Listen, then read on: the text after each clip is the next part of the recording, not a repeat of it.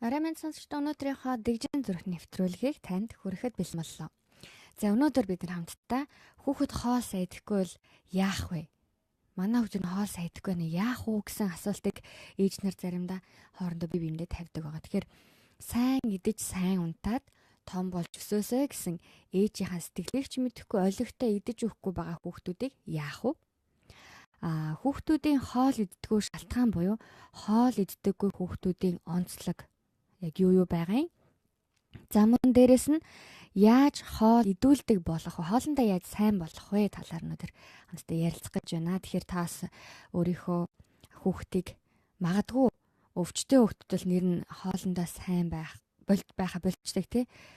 Тийм болохоор эсвэл заавал өвчтөе гэлгүйгээр ч гэсэн яг нэг хэсэг үеэс ихэд халууны үед ч гэх юм уу ямарваа нэгэн байдлаар хүүхдүүд маань хоолндоо жоохон дуршилгүй болдог. За тэгвэл хүүхдүүд хоол идэхгүй байх нь ээж нарын бас нэг толгойн өвчин яах аргагүй болчдөг байгаа.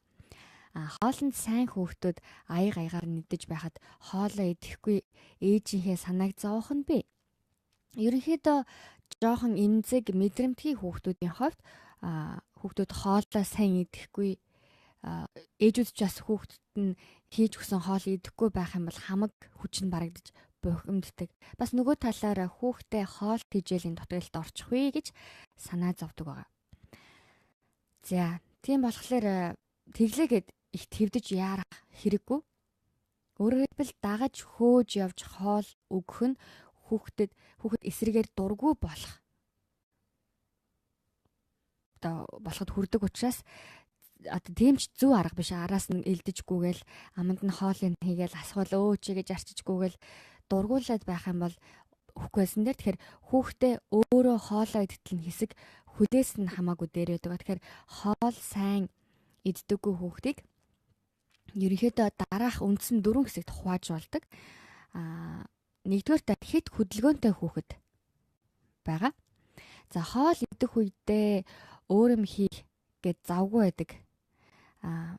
Хоол идэх гэж байснаас болоод зургт юм нь очиод тоглоом барьж ирээд өөрөөрөө гүйж ороод бас халбах сухаараа тоглоод идэг ч юм уу тийм хүүхдүүд хамгийн хэцүү байдаг. За ийм хүүхдүүд их хөдөлгөөнтэй болохоор хоолны цаг буюу хоолндоо төвлөрдөггүй тул хоолндоо төвлөрөх орчинг нь бүрдүүлж өгөх хэрэгтэй байдаг байгаа. Юуны өмнө хоолны ширээнээс босож явхааргүй болгох хэрэгтэй. Мөн ширээтэй ойрхон сатааруулах ямар нэгэн эд зүйл байвал холдуулах нь чухал. Хамгийн гол нь телевиз үзэж хоол иддэг болохгүй тулд байнга телевизийг унтрааж явах хэрэгтэй.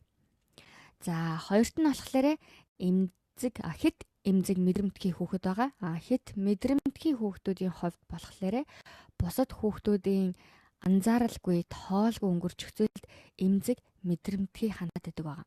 Тийм болохоор шин болон өөр төрлийн хоолыг идэхгүй гэдэг. Ямар нэг тааламжгүй мэдрэмж эсвэл таалагдахгүй санагдах юм бол шууд идэхгүй гэдгийг илэрхийлдэг.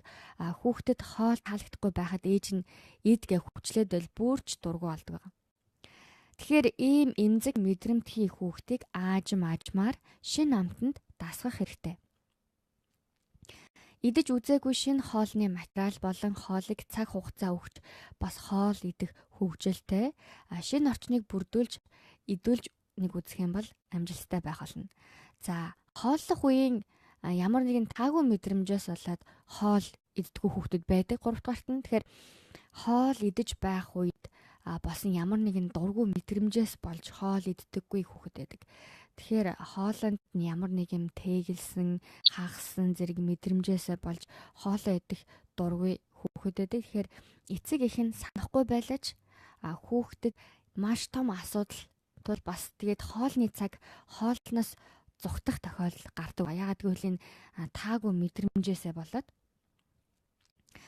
За ийм хүүхдэд болохоор ярьж чаддаг хүүхэд бол яагаад хоол идэхгүй байгааг нь асууж ярилцаад ямар нэгэн таагүй мэдрэмж дурсамж байгаа л тэрийг нь ярилцаж зөвлөөд буруу ойлгосон байл тэр бурууг нь арилгаж өгөх хэрэгтэй.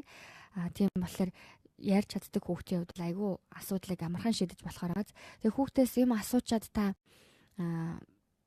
хариу хурдан хэлхийг бүү шаардаарай. Зүгээр л яг асуусан бол нэгдүгээрт өөрийнхөө асуултыг ойлгомжтой асууж, манай хүнээр ойлгож өгдгийг бас ярианднаас нь олж болох учраас та төвчээртэй удаан хүлээгээд яг яагаад идэхгүй байгааг нь яг юунд нь дургуйгаан. За магадгүй ловонд нь дург байгаа мó. Эсвэл тэр ногоон өнгөтэй чинжүнд нь дург байгаа мó. Эсвэл жижигэн амтгтаад байгаа тэр сонгон саримсанд нь дург байгаа ч юм уу тий. Зарим хүмүүс бүр ингэ түүчдэг штэ өнгө нь өөрийг бол. За гих мэтчлэн ярьж болох хүүхдтэйгээ ярилцаж асуудлыг шийдэрэй гэж хэлэх байна. Дээрээс нь зүгээр ярилцаа сонсоод зогсохгүй хамгийн сайнаар хангалттай сонсоод яриг нь сонсож дуусаад дараад нь яагаад хоолндоо ээж нь аав ийм зүйлийг хийсэн тухай цаашдаа миний хүүд миний охинд ямар хэрэгтэй тухайс ойлгуулж зүгээр тайлбарлаж өөрөө магадгүй хүүхдээ нэгдэж чадахгүй яг л нөгөө мэдрэмтгий эмзэг хүүхдийн хувьд бол энэ мэдрэмж надад муухай агаас учраас би энийг идмээргүй байна гэвэл за чи амсаад үз. Өнөөдөр тэгвэл амсаад үзгээд аажмаар багаар тэр амтанд даасгаж өгч болох юм. Нэг бол магадгүй одоо ловонг томор хичээд хийсэн байхад түүгээд байх юм бол нэлээд сайн жижиглээд өгөх юм бол хүүхдүүд өөр махтагаа ч юм уу те эсвэл будаатагаа ч юм өөр хоолтой хамттан идчих боломжтой учраас та хүүхдтэй бас ярилцаж үзээрэй. Адил болох тэднийг ойлгохыг хичээгээрэй. За дөрөвдүгээрт нь эцэг эхчүүд иддэг хэмжээнээс нь хит өндөр найдвар тавьж ихийг идүүлэх гэх эсвэл буруу хооллох гэдэг. За тэгээ энэ нь хүүхэд өөрийн болох хэмжээгээр идээд байхад эцэг их нь аяг дүүрнийг авчирч чадал энийг идүүлэхэд л болно. Одоо жоохон үлдчихлээ гэл зүтгэл дайрал шахаад байх үе байдаг. За эсвэл одоо хөрхөөс нь хурдан идүүлэгээл бараг залгиж амжааг байхад нь бас хоол дараагийнх нь халбагыг амд нь хийчих юм уу те. Тэгэхээр хүүхэд болгонд бас тухайн цаг үеэс хамаарад иддэг хэмжээ байдаг байхад идэж чадах хэмжээнээс нь хит их идүүлэх гэж хүчлэх нь буруу байгаа даа. Зарим тохиолдолд эцэг эхчүүд амттан их өгөөд тэгээд амттан их эзнээс гидсэн дүүрсэн хүүхэд хоолоо идэхгүй байх тохиолдол бий. Эцэг эхчүүд хоолны одоо дундуур идэх амттан бага хэмжээгээр зохих цагт нь өгөөд хоолны цаг сайлуулах хоорондын зайг нь зөв байлгаж өгөх юм бол хоолндоо ч сайн байна. Зарим тохиолдолд амттан наач гэсэн дуртай идэх болно. За хай ливэ хадгалах уу гэсэн маань хадгалнаа. Бид нар өнөөдрийнхээ нэвтрүүлгийг болон өмнөх нэвтрүүлгүүдэд ч хадгалсан бүгдийг нь хадгалаад явдаг байгаа. Тэгэхээр санаа зовлтгүй шүү. За тэгээд дээрх хоол идүүлэх аргууд хэрвээ танаа хүүд, танаа охинд таарахгүй байх магадлалтай. Тэгвэл өөр ямар аргууд хэрэглэж болохыг бас танилцуулъя. Нийтлэг аргуудыг танд танилцуулсан байна. За хүүхдээ хоол идүүлэхдээ хамгийн гол нь загнаж зэмлэж юусоо болохгүй. Хоолны цаг илүү гоё байж хүүхэд тэр цагаас татгалзахгүй болдог байгаа.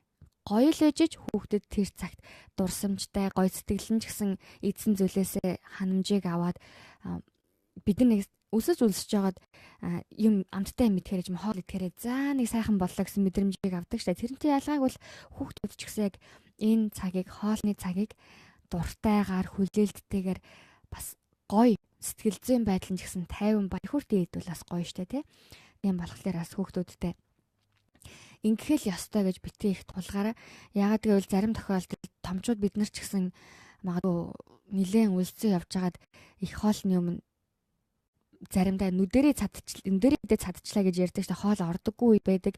Эсвэл бүр ядарсан үед гэсэн хоол орохгүй үе байдаг. Зарим тохиолдолд хүүхдүүд маань уйлаад ч юм уу эсвэл үдснээсөө ч болоод ч юм уу те яг ходоодонд нь хоол үнэхээр орохгүй учраас идэхгүй гэсэн байдлаа харуулж яадаг. Тэгэхээр ээж аав нар манд гэр бүлийнхэн яг хүүхдийг яагаад хоолнд дургу болж байна гэдгийг хамгийн түрүүнд олж мэдэх нь ихний даалгавар байгаа. Тэг үнэхээр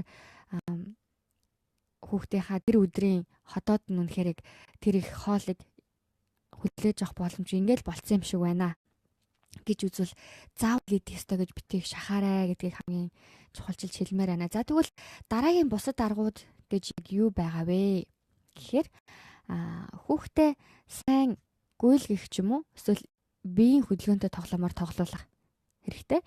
Тэгвэл хүүхэд ядарч үлсэж хоол идмээр болдог. За хөдөлгөөнтэй хүүхдүүдийн хувьд бол ойр ойрхон харанч аюулсан хоол иддэг.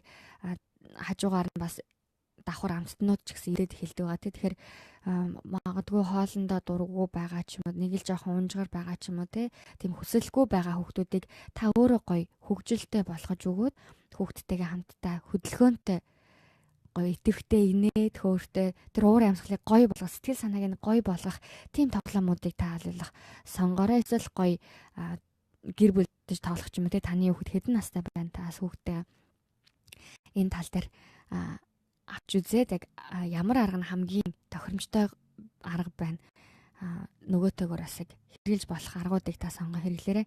Заримдаа бид нар чинь нэг унтуулахын тулд эхлээд баахан ядраадаг штэ тий, хүүхдээ орой унтахаас одоо унтах гэдэг нь жоохон тоглоодох идэхгүй бол шүн унтахгүй ч юм уу тэрэн тэгэл адилхан хоолоо идэхгүй ч юм эсвэл магадгүй танаа хүүхдийн одоо доод нь хоолоо боловсруулах та жоохон тааруу байгаад хоол нь шингээгүй бол мэдээж идэхгүй штэ. Тэгэхээр та тодорхой хэмжээнд хүүхдтэй усыг сайн өгөөд бас хөдөлгөөнтэй байлгах хэрэгтэй.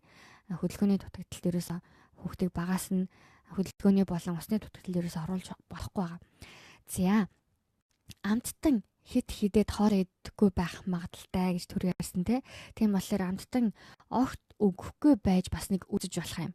Өөрөөр хэлбэл хоолой сайн иддэг болсны дараа амттан яг цагаар бас тодорхой хэмжээтэйгээр өгж сурвал бас хэрэгтэй. Тэгэхгүй бол амттанд орсон хүүхэд бол хоолой иддэггүй штэ. Тийм болохоор нөгөө амттнаа нэхэд уйлгах ч юм уу, уурлаж уцаа алах ч юм уу, хоолоороо тоглох ч юм уу те ийм асуудлууд тохиолдол гардаг. Тийм болохоор танаа хүүхэд хэр их амттанд дуртай вэ? Яг юунд илүү дуртай байна тэрийг тас тасралтгүй ажиглаараа мэдээж нас явах тусам хүүхдүүдийн бас амттны дуртай байгаа зүйлсүүд нь ч гэсэн өөрчлөгддөг байгаа. Тэгэхээр таас хүүхдтэйгээ илүү сайн ойлголцъё гэж бодчихвол биеийн хэллэг нь ч гэсэн сайн ажиглаж анзаараарай гэж хэлэх байна. За гуравт нь юу гэж зөвлөх вэ гэхээр хоол идэж байх үед телевиз үзэх юм уу? Өөр зүйл хийх дэмий байдаг байгаа. Юу нь болохгүйгээ хэлсэн ч зүгээр. Яагаад вэ гэхээр ийм байдлаар хоол идэхдээ зурагт ч юм уу эсвэл гар утсаараа одоо Google-тэй үзүүлэх ч юм уу тийм ийм байдлаар хоол идэхдээ анхаардаггүй бас хоолныхаа амтыг мэдэрдэггүй өнгөрчдөг байгаа. Тэгэхээр яах вэ гэхээр хоолны одоо гой дуршил нь хөдлөхгүй байгаа даа шүү. Тэгэхээр энэ хоол үнэхээр ямар үнэртэй, ямар амттай, ямар хэлбэртэй гэдгийг хүүхэд өөрөө хараад тэр донд ч хүүхэд өсөж идэг, сурж идэг, мэдэрч идэг. Тийм болохоор дайлуулах хийсэн хоолоо яг л бүх анхаарлаа хандуулад идэхт нь таны хийж болох ямар л үйлдэл, ямар л халамж байна тэдгэрийг та үзүүлээрэй гэж хэлэх байна. За тэгээд хоол идэх цагаар бол зурагтыг бас гар утсыг айлуулах та хоол байлгаарай гэж хэлэх байна. Тэгээд зарим тохиолдолд үнэхээр Google-тэйгээ л үзчихийж хоолоо айтайхын идчих түүнээс биш хоол иддэггүй гэж хүүхдүүд ер нь олон болчиж мэрсээр ер нь анзаарч байгаа. Тэгэхээр энэ дадал зуршилт хүүхдүүд буруутай гэхээс илүү томчууд бид нэр буруутай юм шиг санагдаад байгаа. Тэгэхээр бид нэр хамтдаа хүүхдийн эрүүл мэндийн төлөө бас хоолоо ч гэсэн дуршилтайгаар дуртайгаар сэтгэл хангалуун гоё тэр амтыг нь мэдэрч идэхэд нь та туслахын тулд эхлээд өөрийнхөө амрыг бодох хүүхдтэй илүү хайр халамжийг үзүүлнэ гэдэг утгаараа та илүү их анхаарлыг тавиад уцаа хоош нь хураагараа гэж хэлэх байна. За дөрөвдүгээр арга болохоор жижиг аяг тавг ашиглаж болох юм. Хоолны хэмжээ их биш байхад их байна гэд байдаг хүүхдүүд бас бий. Тэгэхэл хэрэв ийм тохиолдолд жижиг аяганд хийгээд олон удаа өгөх юм эсвэл хоолны одоо жижиг хэсэгтэй паднус шиг юм өнөд байдаг шүү дээ. Хүүхдийн зориулсан яг нэг шүл хийчих, будаагийн хийчих, эсвэл урд нь нэг жоохон алим ч юм уу, өгөрцөй ч юм уу, помидор ч юм уу тавьчих нэг юм тавг хэрнээ тасалгаатай тавгнууд байдаг те. Иймэрхүү тавгнуудыг ашиглах юм бол хүүхдүүд аяга дуртай, ялангуяа дотроо зурагтай ч юм уу, эсвэл одоо тасалгаа болгоныг хөөх өнгөтэй ч юм уу те. Тийм байх юм бол хүүхдүүд бас өөрийн гэсэн тэр одоо хоолныхаа хэрэгсэлд айгуу дуртай, өөрийн гэсэн хоолоо идэхдээ суудаг сандалтай дуртай болдог байгаа. Тэгэхээр магадгүй бас хүүхдүүдээ суулгаад сурцсан эцэгчүүд л за хоолоо идэгээл санал нь гаргаад ирэхэд хүүхдүүд сурцсан хүүхдүүд бол гүйж ирээд айгуу баяртай санал дээрээ пат хийгээ суудаг хүүхдүүд байдаг. Тэгэхээр анханаас нь та хүүхдээ баг дээр нь сургаж чадах юм бол хоол идэн гэдэг ямар гоё зүйл болох, ямар хэрэгтэй, маш сайхан цаг гэдгийг та бас багаас нь мэдрүүлж болох юм аа. За ялангуяа хэд мэдрэмтгий хүүхдүүдийн хувьд хоолны хэмжээ их байх нь бүр дургуутсыг төрүүлдэг. Тийм болохоор багыг өгөөд дараа нь хүсвэл нэмж өгч болох юм. За танд санал болгож байгаа 5 дахь арга маань сайн магтаж өгөх бас үр дүнтэй байдаг. За хүүхэд зөв зан үйлээр хоол идэж байгаад сайн магтаж урамшуулж өгөх хэрэгтэй. Жишээлх юм бол жоохон том болсон хүүхдүүдийг бол халбгаа зүв барьлаа. Асгаргүй идсэн байна. Өөстөө жоохон ч үлдээлгүй, өөстөө бүгдээ сайн идсэн байна гэх мэтчлэн ингээд таны хэлсэн, сургасан зүйлсийг үнэхээр сайн дагаж мөрдөж байх юм бол сайн магтаж өг. Яагаад гэвэл хүүхдүүд тэр болгоныг бас хичээж нэг нэгээр сурж байгаа гэдэг утгаар нь магтаал урамшуул авах боломжтой, үнэхээр хангалттай тэр чадварыг сурсан байвал та гоё янз янзын арга байна тий. Туртай хүүхэлдэйн баатартай наалтыг нөгөөх ч юм уу тий. Тэр наалтуудыг 10-ыг цуглуулах юм бол чамд нэг юм ингэнэ тэгнэ ч гэдэг юм айгүй гоё ингээ урамшууллын тийм зарчимтай болвол хүүхдүүд ч гэсэн айгүй дуртай, урамтай хоол идэх, за тоглоомоо хураах, хувцаа ивэх гэх мэтчлэн зүйлсээр дуртай бас идэвхтэй байж чаддаг. Тийм болохоор та хүүхдүүдэд шагнахаас бити хойрогшоорой. Зүгээр тэдэндээ ямар мундаг юм аа, энийг чамд бэлэг болгож өглөө. Чи ёстой мундаг нь чамайг шагнаж байгаа шүү гэдэг энэ зүйлийг хүртэл хүүхд мэдрэхтэй тодорхой хэмжээнд хийсэн үйлдэлийнхаа төлөө бас сэтгэл хангалуун байдлыг өөрөө өөртөө ч гэсэн урамшаад өөртөө ихтэй бас төрж идэг болон ихсэж идэг байгаа. Тийм болохоор хүүхдүүдэд урамшуулж сайн магтаж бай. За магтахдаа зарим тохиолдолд зөвхөн хоол гэлтэхгүйгээр яг яасан учраас энэ магтаал байваа гэдгийг айгүй сайн ойлгуулах хэрэгтэй. Бас магтаалаа зогсохгүй зэмлэлд ч гэсэн ингэж хандах хэрэгтэй. Өөстөө сайн байна, өөстөө мундаг байна, өөстөө хөөрхөн байна, өөстөө гоё байна гэдэг өнгөрчихвш. Үнэхээр эн чин сайн байсан учраас би чамд шагнал өгч जैन чи үнэхээр сайн байсан шүү. Үнэхээр цэвэрхэн идсэн байна. Үнэхээр сайн эвссэн байна те гэх мэтэр маш тодорхой. За зэмлэсэндээ ч гэсэн ялгаагүй. Би чамд гутлаа зөв харуулж өмсөө гэж яхад чи дахиад буруу харуулсан байна. Эн чинь буруу байсан учраас би чамайг ингэж ийна ч юм уу те. Эсвэл өгөнд ороогүй учраас инглээ. Энд чи ингэх ёстой байсан гэдгийг загнаж зандрахаас илүүгээр буруу үйлдэлийг нь айгуу сайн ойлгуулж хүүхдэд ухааруулж зэмлэх нь айгуу утга учиртай байгаа. Тэгээд зарим тохиолдолд хүүхдүүд чинь яагаад загнуулснаа мэдэхгүй дахин нөгөө алдаатай буруугаад давтдаг учраас үнэхээр хүүхдүүд ойлгосон үеч байдаг, заримдаа ойлгоогүй үе байдаг. Ойлгосон хэрнээ дараа нь мартцсан үе гэсэн байж болдог штэ. Тийм болохоор та бүхэн бити шантраараа харин төвчээртэйгээр сайн ярилцах маягаар ялангуяа хэлд орцсон хүүхдүүд бол сайн ярилцаад ойлголцох юм бол хүүхдүүд аягүй ухаалаг тэрийг зөвөр хүлээж авч чаддаг байгаа. За тэгээд давтагдсан ч гэсэн ээж аав нар төвчээртэй байх юм бол хүүхдүүд ч гэсэн аягүй төвчээртэй зан сураад өөрөө ч гэсэн дараад нь дүүд нартаа ч юм уу те өөр хүмүүс ч гэсэн ямар нэгэн зүйлийг заахтаа сургахтаа эсвэл ямар нэгэн зүйлд хандахтаа ч гэсэн аягүй төвчээртэй ханддаг хүүхэд болж өснө. Ягаад гэвэл эцэг эхийн гэр бүлтэй байгаад зан аваар үйл хөдлөл үг хэллэг бүгд яг хүүхэд тэр чигээр яг сурж яадаг мэдэрч байдаг учраас. За 6 дугаар арга нь юу вэ гэхээр хүүхэд хоолоо яалгаж байна гэд энэ тэрэг идэлэхгүй гэж битгий яараарэ. Эхлээд идэх дуртай зүйлийг сайн өгж байгаад нэг нэгээр нь хоолны өөр орцонд дасгах хэрэгтэй. Ялангуяа мэдрэмтгий эмзэг мэдрэмтгий хүүхдүүд байгаад байгаа штэ. Тэр хүүхдүүдийн хувьд гинт том хэлбэртэй ч юм уу гинт өмнө нь нэрөөсөө амсаж байгаагүй тэр амтыг мэдрэх юм бол энэ одоо юу вэ? Зарим тохиолдолд эвгүй мэдрэмж, эвгүй санагдсандаа болоод хоолны дуршил нь буурах магадaltaй учраас багаар бас амттай хэрэгтэй гэдгийг бас ялангуяа хүүхдтэй чи хоолоо сайн идэх юм бол чи аяга булчинтай болон том болно ч гэдэг юм уу биет нь хэрэгтэй гэдгийг аяга сайн ойлгуулж өгөх хэрэгтэй. За 7 дугаар арга нь юу вэ гэхлээрээ сайн идэхгүй байгаа хоолны материалыг нэг нэгээр нь бусад хүүхдүүдтэй уралдах тэмцээн ч юм уу. За энийг бол цэцэрлэг дээр багт нараас хэрэгжүүлж болдог Тэрэл дээрээ хүүхдүүдний хягтар ялгаад идэггүй, ялгсан тохиолдолд бас багш нараас хэлж өгдөг. Харин гэртээ ганцаараа байгаа хүүхдүүдийн хувьд бол аав ээж нөр уралдах ч юм эсвэл ах эгчтэйгээ байгаа тохиолдолд ах эгчт нь яриад хэлээд те дүүдээ энэ бие хэрэгтэй юм нэдүүлэхийн тулд хамтдаа дүүгийнхаа талаа ингэж тэгье гэж ярилцаад уралдуулах юм бол хүүхдүүдээс айгаа уралдангаа айгу баяр хөөртэй хөвгөлтэй хоолоо иддэг байгаа. Тэгэхээр зас зарим тохиолдолд тэр одоо идэхгүй байгаа материалаар нь сонирхолтой хэлбэр дүрстэй хоол хийж өгч бас болохын. Жишээлх юм бол далайн байцаа харахад нэг онцгой хар харагдаад ч юм шиг те.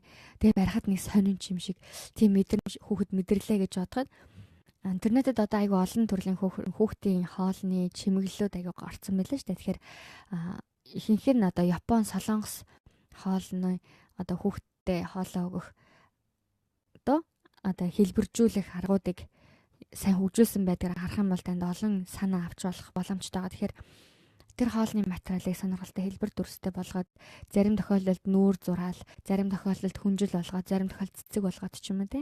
Таны аль боломжтой байна, юунаас эхэлж болмоор энэ тэрийг баг багаар туршиж үзээ хийгээд авах юм бол таны хувьд ч гэсэн хүүхдтэй хоолоо их нь сонирхолтой байхал нь хүүхд чинь ч гэсэн магадгүй том болоод ээжээрээ бахарах ч юм уу тийм ээж минь дандаа гоё хоол гэдэг. Тэгээ хоол нь дандаа амттай, дээрэс нь гоё зурагтай ч юм уу тэгээд сонсохоос гоё штэ. За тэгвэл бага насныхын ер нь нэг иймэрхүү аргууд дотор ер нь гайгүй уучраа олчтой байгаа. За тэгвэл арай том болсон хүүхдүүдэд яах хэрэгтэй вэ? Тухай ярилцъя. За тэгвэл хамгийн ихний арга нь цаг заагчийг ашиглах боломжтой. Цаг заагчийг ашиглан харуулж хоол идэхэд ямар хугацаа үлдсэнийг нь хэлж өгч болох юм. За хоолны цаг 30 минут үлдлээ гэд өнгөрөх юм бол тэрнээс хойш хоолны цагаас хойш хоол өгөхгүй байх хэрэгтэй. За ингэхдээ хүүхдүүдийг хоол идсэнгүү гэж юусоо уурлах хэрэггүй.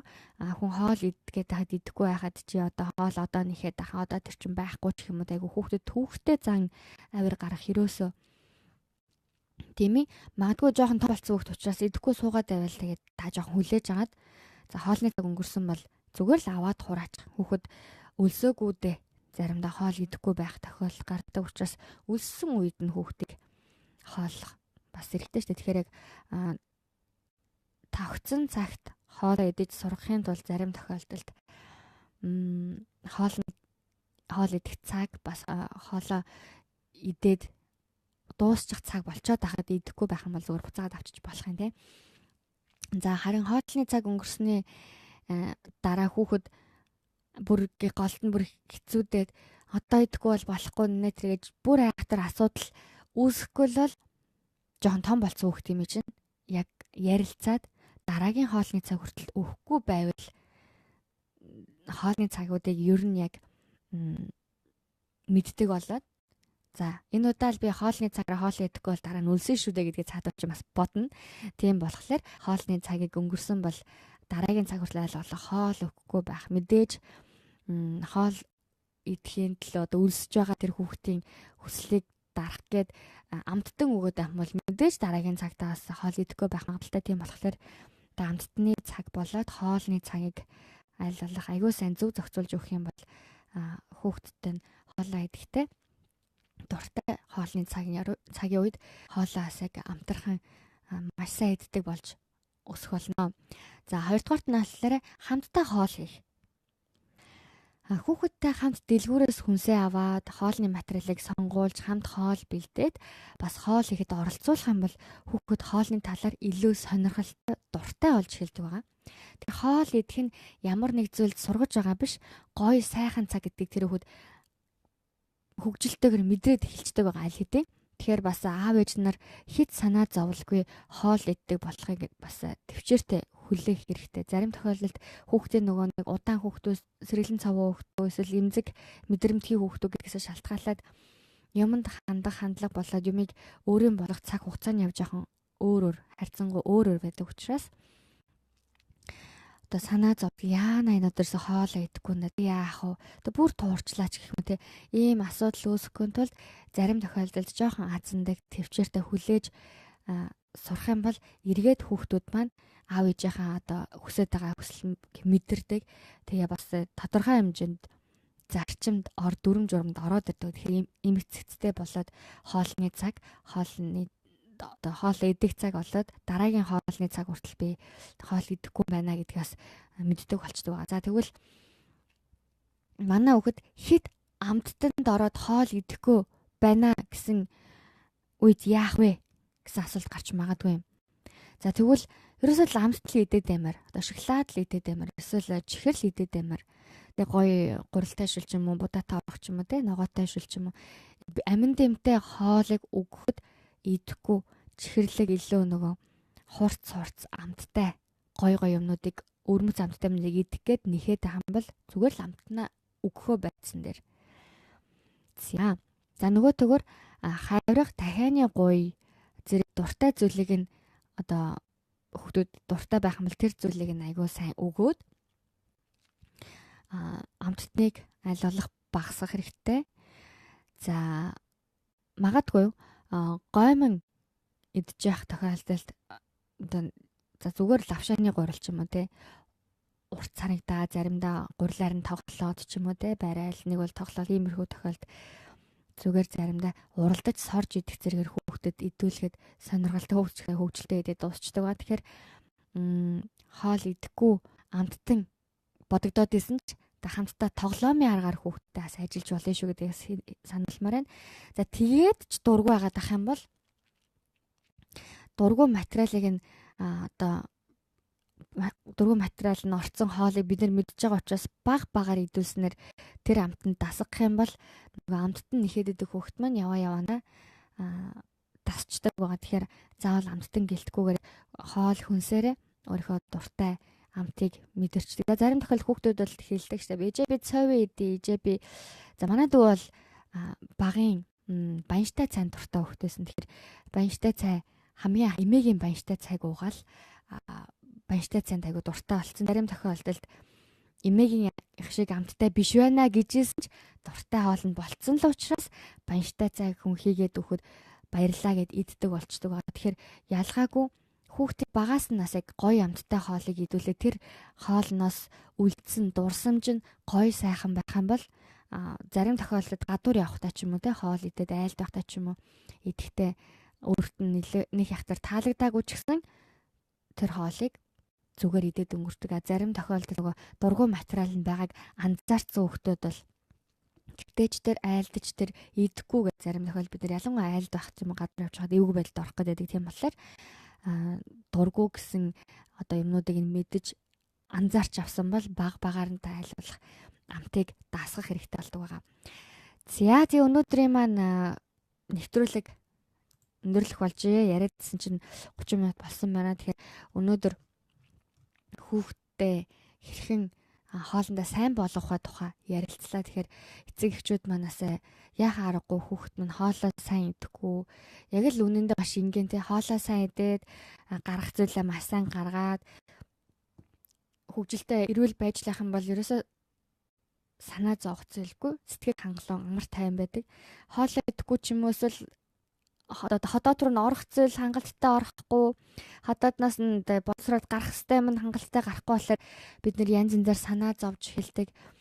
Бас илүү их толгойн өвчин болчих гээд байдаг. Тийм болохоор хамтдаа аль болох ийм асуудлууд үүсгэхээс өмнө хүүхдүүдэд үнэхээр танд мэдээ бас хэрэгтэй амин дэмээр аль болох багаас нь амттнаар гэхээс илүү амин дэмхтэй хүнсний ногоог бас хэрэглүүлэн аль болох эрүүл чирэг дархлаа сайтай хүүхдүүд болохын тулд багаас нь ажиглаж анзаарцгаая. Тэгэхээр бас өнөөдөр зөвхөн хоол сайн идүүлэх аргуудын тухай ярилцсан боловч хоол идэхийн өмнө ширээндээ цэг сууж, томоотой суудаг болох эсвэл гараа угаах ч юм уу те.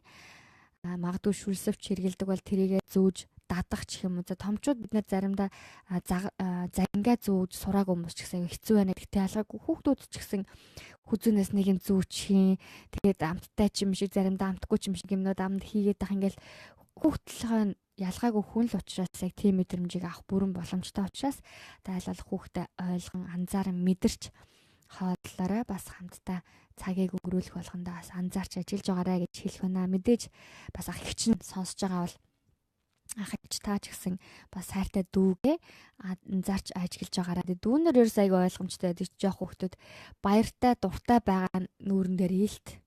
Ялангуяа биеийн хил нь ил байдаг үе учраас дургүй зүйл нь биед нь тааг байгаа зүйлсийг тань маш сайн гэрхаа мэдэж авах нь томчууд бидний өөрөг байгаа. Харин баяртай хөөртэй дуртай сайхан байгаа нь л бид нар бүгдээрээ тэр хүүхдийн баяр жаргалтай байгаа нь гэр бүлэрээ тэр чигээрээ баяр жаргал болж өнгөдөг байгаа тийм болохоор өнөөдөр ч гэсэн хоолоо сайн иддэг хүүхдүүдтэй гэр бүлэд болоосаа гэж хэлээд бас өрөөгөөд өнөөдрийнхээ нэвтрүүлгийг өндөрлөе гэж бодож байна.